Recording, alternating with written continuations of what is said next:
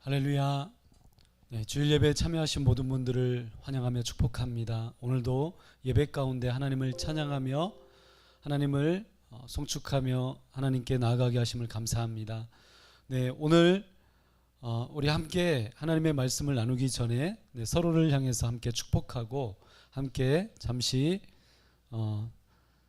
서로에게 우리의 그 사랑의 마음을 전달하는 시간이 좀 있었으면 좋겠습니다.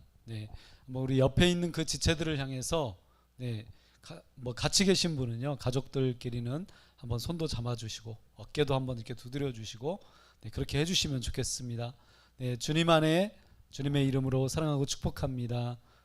사랑합니다. 축복합니다.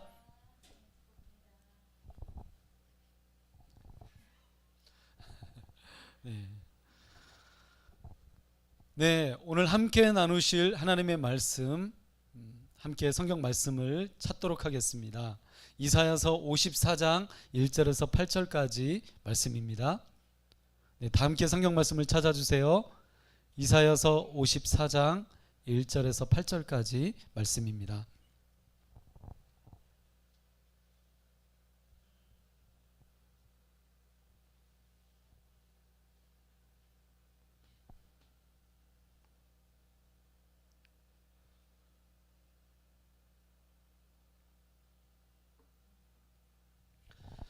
찾으셨으면 한 절씩 함께 교독하도록 하겠습니다. 54장 1절에서 8절까지 말씀입니다. 잉태하지 못하며 출산하지 못한 너는 노래할지어다. 산고를 겪지 못한 너는 외쳐 노래할지어다. 이는 홀로 된 여인의 자식이 남편 있는 자의 자식보다 많음이라. 여호와께서 말씀하셨느니라.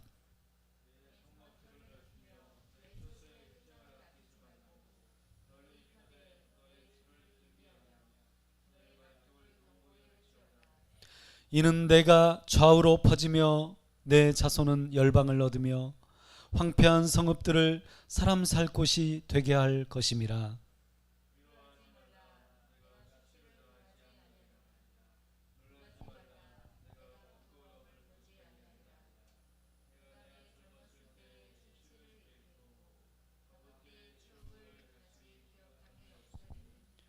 이는 너를 지으신 이가 내 남편이시라. 그의 이름은 만군의 여호와이시며 내 구속자는 이스라엘의 거룩한 이시라. 그는 온 땅의 하나님이라 일컬음을 받으실 것이라.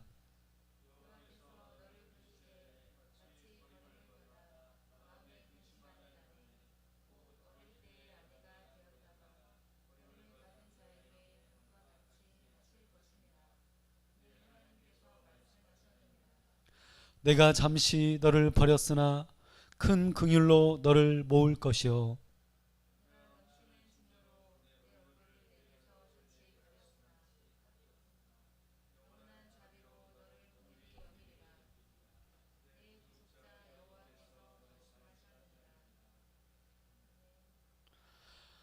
여러분, 제가 작은 문구를 하나 보여드리려고 합니다. 지금 보여드리고 있는 이 문구는 사람은 콩나물이 아닙니다. 라는 문구입니다. 지금 온라인 영상을 통해서는 혹시 이게 소개가 안 될 수도 있을 것 같습니다. 사람은 콩나물이 아닙니다. 여러분, 좀 이상하지 않나요? 당연히 사람은 콩나물이 아니잖아요. 그런데 이 내용이 어떻게 해서 나오게 되었는지 제가 오늘 영상을 2개를 준비했는데요. 먼저 첫 번째 영상, 30년 전에, 그러니까 30년 전이면 사실 그렇게 많이 오래되지 않았습니다. 지금 30살이신 분은 본인이 태어나셨을 때, 60대이신 분은 한 30살 되셨을 때, 그때 이야기입니다. 그때 어떤 좀 일들이 있었는지 함께 영상을 시청하시면 좋겠습니다. 함께 보겠습니다.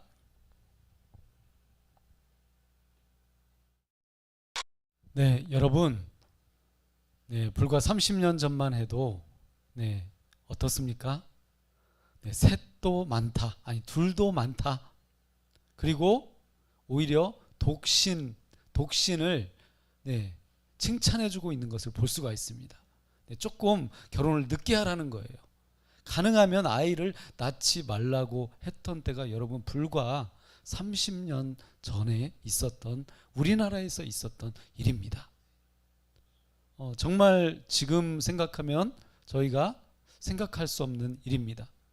최근에 어떤 언론 기사에 보니까요, 어떤 지방자치 이 행정에서는 보니까 셋째를 낳으면 뭐 1억을 지원해 준다 이런 말이 있고, 또 4천만 원을 뭐 지원해 준다 이런 말이 실제로 현재 있는 일입니다. 그래서 저도 생각해 보니까 한 좀 10년 전에 려은이 좀 셋째 낳을 때 그런 좀 정책이 좀 있었으면 얼마나 좋았을까, 그런 생각도 해보게 되네요. 자, 그러면 여러분, 제가 두 번째 영상을 준비했는데 실제로 어떤 일이 있었는지 이 인터뷰 영상을 잠깐 보시고 계속 이어서 함께 말씀을 나누도록 하겠습니다. 영상 보여주세요.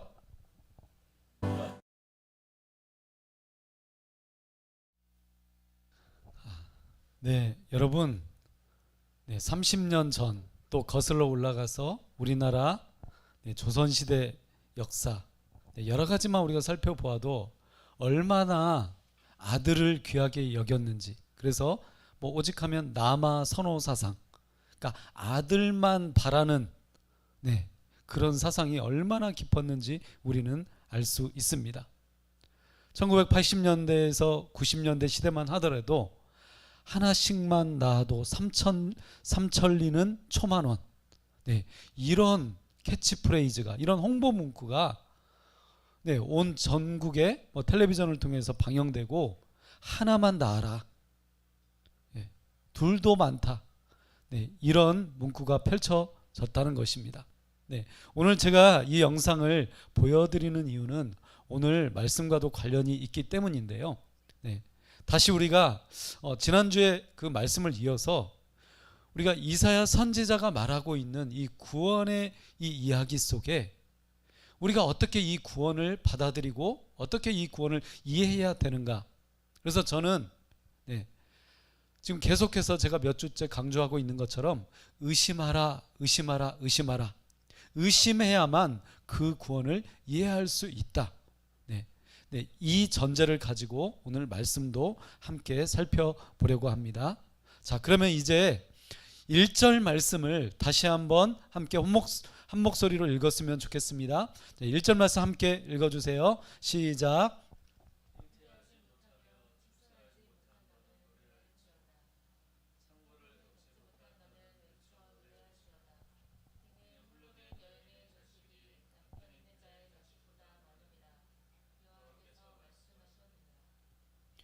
여러분, 1990년대 초반까지만 하더라도 인구가 너무 많아서 둘도 많다라고 이렇게 홍보를 하고 출산 억제 정책을 펼쳤던 이 우리나라의 이 모습 속에는 사실 가슴 아픈 일들이 참 많았습니다.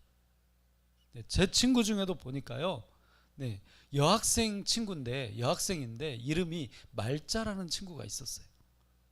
말자. 왜 말자라고 나왔을까요? 그렇게 이름을 정했을까요? 낳고 나서? 그 다음에 아들 낳자는 겁니다. 여러분, 딸인데도 이름을 그렇게 지었다는 것입니다. 그런데 이렇게 아들만을 원했던 우리나라의 이 전통적인 모습은 전쟁이 일어나서 이 전쟁 가운데 많은 남성들이 군대에 동원되고 그리고 죽게 되면서 그래서 이 가문을 이어야 된다는 그런 일들이 자연스럽게 벌어지기도 했지만, 대를 이어가는 것이 오직 남자를 통해서 이루어졌기 때문입니다. 사실 전통적으로 보면 지금도 어찌 보면 이런 일들이 꽤 많은 것 같습니다. 이 재산이나 이 가문의 상속은 누구를 통해서 이루어집니까? 지금은 물론 법적으로 잘 되어 있어서 뭐 그래도 좀 공평하게 분배가 되는 부분들이 꽤 많지만, 아직까지도 아들인 남자를 통해서 이 모든 상속이 이루어지고 있는 것을 우리는 보게 됩니다. 그래서 이런 모습은요, 조선시대뿐만 아니라 오늘 이 성경 말씀이 펼쳐지고 있는 고대의 이 팔레스타인 그 지역의 일상적인 모습이기도 했습니다. 그래서 팔레스타인에서 여성은 아이를 낳아서 기르고 양육하는 것이 뭐 인생 전체 일이다, 가장 중요한 모습이다, 네, 그렇게 말할 정도였습니다. 더군다나 모든 재산이나 땅이 누구를 통해서 상속되어졌을까요? 예, 당연히 이 팔레스타인 지방에서도 아들을 통해서만 상속이 되어졌습니다. 네, 그래서 여성은 그 남성의 그 보호 아래 있어야만, 이 남성이라는 존재가 있어야만 땅이 주어지고 재산이 주어졌기 때문에 당연히 남아 선호 사상이 있었던 거죠. 그래서 딸이 아니라 아들만을 낳기를 그렇게 원했습니다. 그래서 당시 이스라엘에도 남자 아이를 낳지 못하는 것은 엄청난 고통과 아픔이었습니다. 그런데 더군다나 여러분, 만약에 아이를 전혀 낳지 못하는 그런 여인이 있었다면 어떻게 되었을까요? 네, 당연히 이것은 하나님의 저주처럼 받아들였습니다. 저주처럼이 아니라 실제 하나님의 저주라고 여겼습니다. 왜냐하면 하나님은 생명의 하나님이라고 여겼기 때문에 생명의 하나님을 믿는 자는 당연히 자녀의 축복도 받는다라고 생각했기 때문입니다. 그런데 오늘 이 1절 말씀에 보니까요, 이사야 선지자가 어떻게 말하나요? 잉태하지 못하고 출산하지 못한 너는 어떻게 하라고요? 노래할지어다 라고 이렇게 외치고 있습니다. 네, 이 1절 말씀을 새번역 성경으로 다시 한번 들여다보니까 이런 내용입니다. 임신하지 못하고 아기를 낳지 못한 너는 노래하여라. 해산의 고통을 겪어본 적이 없는 너는 환성을 올리며 소리를 높여라. 아이를 못 낳아 버림받은 여인이 남편과 함께 사는 여인보다 더 많은 자녀를 볼 것이다. 주께서 하신 말씀이다. 여러분, 새번역 성경으로 이 내용을 다시 한번 들여다보니까 더 구체적으로 우리가 이 내용을 알 수 있겠죠. 임신하지 못하고 아기를 낳지 못한 너는 노래해라. 해산의 고통을, 그러니까 아이를 전혀 낳아보지 못한 너는 환성을 올리며 소리를 높여라 라고 말하고 있습니다. 그리고 어떻게까지 이야기한다고요? 아이를 못 낳아서 버림받은 여인이 남편과 함께 사는 여인보다 어떻다고요? 더 많은 자녀를 볼 것이다 라고 이사야 선지자가 외치고 있습니다. 우리는 여기에서 버림받은 여인을 주목해야 합니다. 지금 이사야가 말하고 있는 버림받은 여인은 너무나 비참한 바벨론 포로기를 겪고 있는 이스라엘 백성들을 말하는 것이기도 합니다. 그런데 그것을 말할 뿐만 아니라 인생의 가장 밑바닥으로 떨어진, 자기 힘으로 혼자 아무것도 할 수 없는 모든 그 실패자들을 동시에 말하고 있는 것이기도 합니다. 그래서 버림받은 여인은 지금 바벨론 포로기를 살고 있는 이스라엘 백성들, 그리고 인생과 삶을 살아가면서 나는 실패자야, 나는 더 이상 아무것도 할 수 없어 라고 말하고 있는 그 모든 사람들을 지칭하고 있는 내용이라는 것입니다. 그래서 오늘 우리는 여기에서 메시아의 등장이 진정 그 누구도 위로해 주지 못하는, 진정 해결해 주지 못하는 그 인간의 모든 실패와 슬픔과 고통을 치유하고 새롭게 한다는 가장 크고 놀라운 소망을 다시 보게 됩니다. 그래서 이사야 선지자는 지금 이 1절 말씀을 외치고 있는 거죠. 아들을 낳지 못했던 여인, 그리고 아예 출산할 수조차 없었던, 아이를 낳을 수조차 없었던 여인을 향해서 어떻게 하라고요? 너는 노래할지어다 라고 외치고 있다는 것입니다. 여러분, 그러므로 복음을 가진 자, 예수를 믿고 따르는 교회는 가장 고통스러운 시간에도 환성을 올리며 큰 소리를 높여 노래해야 합니다. 왜냐하면 그 구원자 예수는 그 모든 백성의 저주 같은 고통을 노래로 바꾸시기 때문입니다. 그래서 오늘 우리의 모든 그 고통과 실패와 나의 모든 그 막혀있던 그 모든 일들이 예수 그리스도를 통하여 새롭게 되어지는, 하나님을 향하여 노래하게 되는 놀라운 일들이 펼쳐지기를 예수 그리스도의 이름으로 간절히 축원합니다. 두 번째로 말씀을 보도록 하겠습니다. 4절 말씀을 함께 다시 한번 읽도록 하겠습니다. 4절 말씀 함께 읽어주세요. 시작.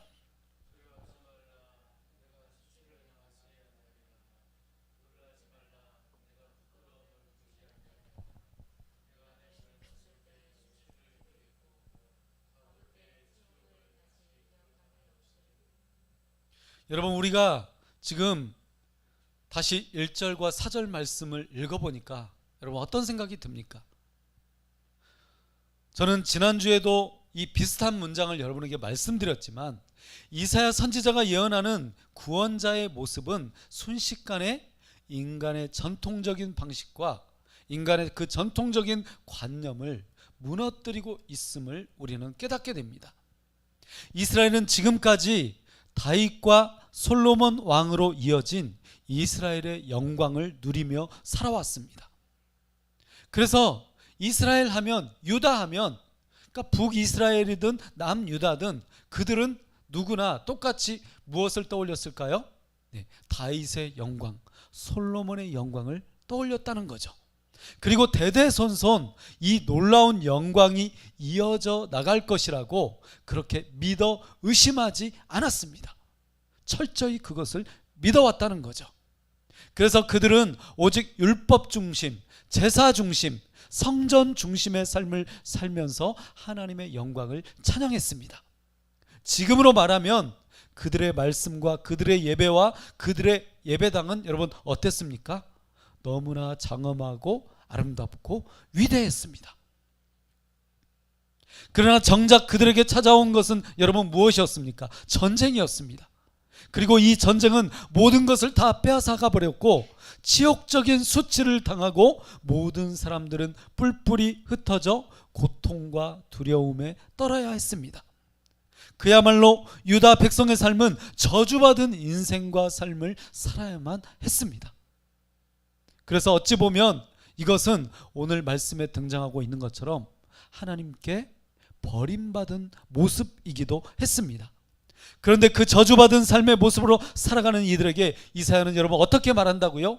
4절 말씀을 보니까 두려워하지 말라, 네가 수치를 당하지 아니하리라, 놀라지 말라, 네가 부끄러움을 보지 아니하리라 라고 이렇게 말하고 있습니다. 그래서 세번역 성경은 이 4절 말씀을 어떻게 해석합니까? 가장 중요한 그 부분만 말씀드리자면 두려워하지 말아라, 네가 이제는 수치를 당하지 않을 것이다. 그리고 또 여러분 세번역 성경에서는 어떻게 해석합니까? 어떻게 번역하고 있습니까? 당황하지 말아라, 네가 부끄러움을 당하는 일이 없을 것이다 라고 이렇게 표현합니다. 그래서 하나님의 은혜는 우리가 항상 생각하는 것처럼 우리가 가장 좋은 것을 누리고 가장 많은 것을 가지고 있을 때 주어지는 것이 아닙니다. 오히려 하나님의 은혜는 그 저주받은 자의 모습으로 살아가는 도저히 가망성이 없는 인생과 삶 속에 사람의 방법이 아닌 하나님의 방법으로 찾아옵니다. 여러분, 그래서 진짜 하나님의 은혜는 가장 두려울 때 두려워하지 않음으로 찾아옵니다. 그리고 가장 당황스러울 때 당황하지 않음으로 찾아온다는 것이죠. 그래서 여러분, 우리의 인생과 삶 가운데 수치와 치욕이 없는 삶은 분명히 복과 은혜이지만, 그러나 하나님의 진정한 은혜와 복음은 두려움과 그 당황 속에 수치와 치욕 속에 놀랍게 임한다는 것을 믿으시기 바랍니다. 그러므로 지금 두려움과 당황함이 찾아온다면, 수치와 치욕이 찾아온다면 그 모든 것을 끝장내시는 하나님을 바라보시기를 축원합니다. 오히려 그 놀라운 복음으로 오신 예수를 부르며 기도하시기를 예수 그리스도 이름으로 간절히 축원합니다. 마지막 세 번째로 말씀을 보도록 하겠습니다. 자, 6절 말씀을 함께 찾아주시면 좋겠습니다. 자, 6절 말씀을 함께 다시 한번 한 목소리로 읽도록 하겠습니다. 시작.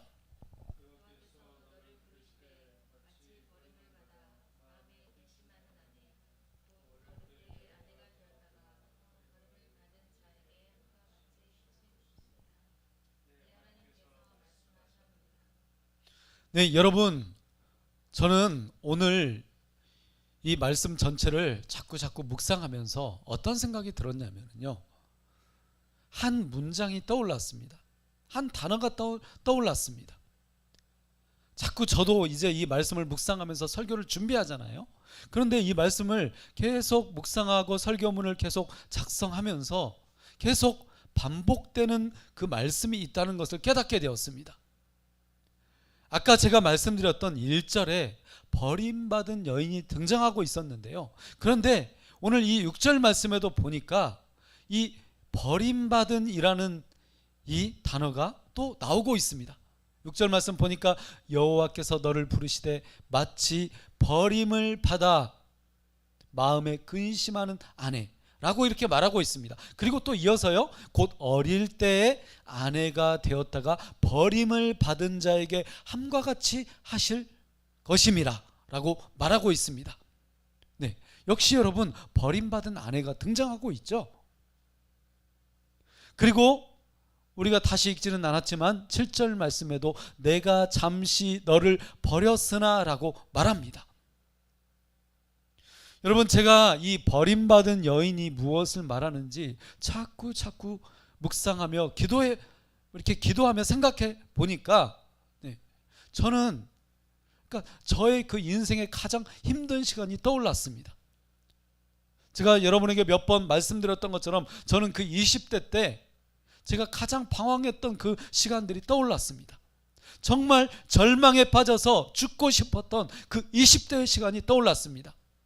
그때 제가 정말 집을 떠나서 신학 공부한다고 자신 있게 당당하게 집을 나왔었는데요.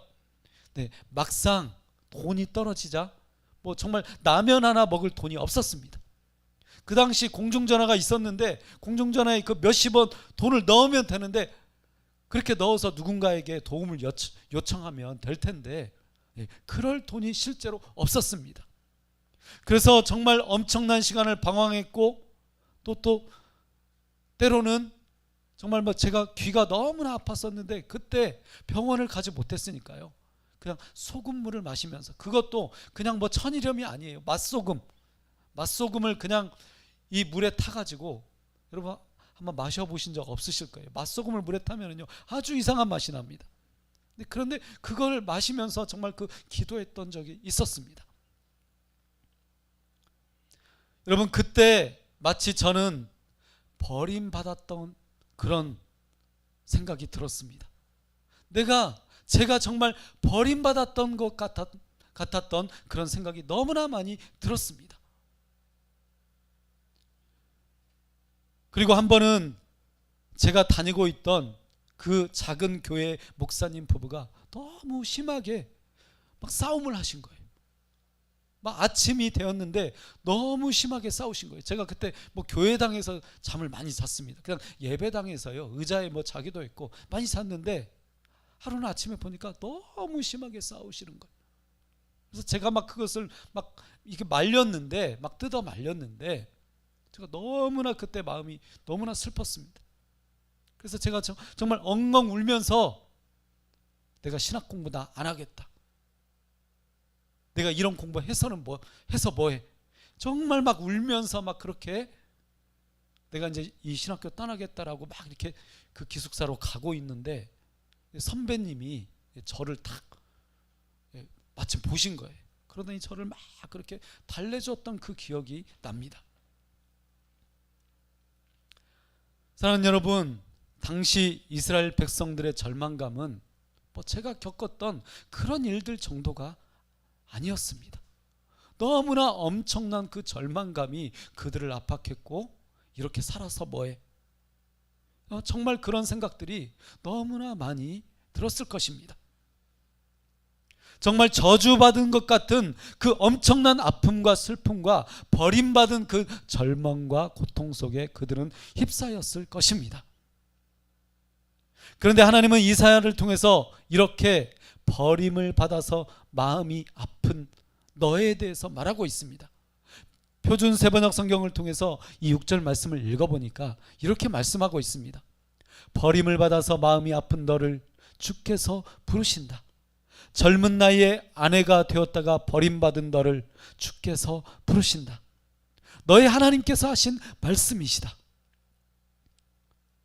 여러분, 이렇게 버림을 받아서 마음이 아픈 너를 주께서 부르신다, 이렇게 말씀하고 있습니다. 그리고 7절 말씀처럼 내가 잠시 너를 버렸으나 큰 긍휼로 너를 다시 불러드리겠다라고 그렇게 하나님은 이사야 선지자를 통해서 말씀하고 있습니다. 하나님은 이렇게 젊은 나이에 버림받아서 마음이 아픈 너를, 바로 그 당시 이스라엘 백성들을, 그리고 이 시대를 살아가고 있는 우리를 부르고 계십니다. 하나님은 그저 신의 위치에서 버림받은 인간을 부르시는 것이 아닙니다. 우리가 지난주에도 말씀을 통해서 보았던 것처럼 하나님은 외면받은 자, 저주받은 자, 고통당하는 자가 되어서 스스로 그렇게 인간으로 낮아지셨습니다. 그리고 그 엄청난 수치와 치욕과 고통을 당하고 저주받고 버림받은 그 아픔으로 마음이 아픈 그의 백성들을 위로하며 다시 부르고 계십니다. 사랑하는 여러분, 그래서 복음과 구원은 버림받은 자를 부르시는 하나님의 부르심입니다. 자, 그러면 이제 마지막으로 7절 말씀을 한 번 더 읽고 오늘 말씀을 마무리하도록 하겠습니다. 자, 7절 말씀을 함께 마지막으로 읽어주세요. 시작.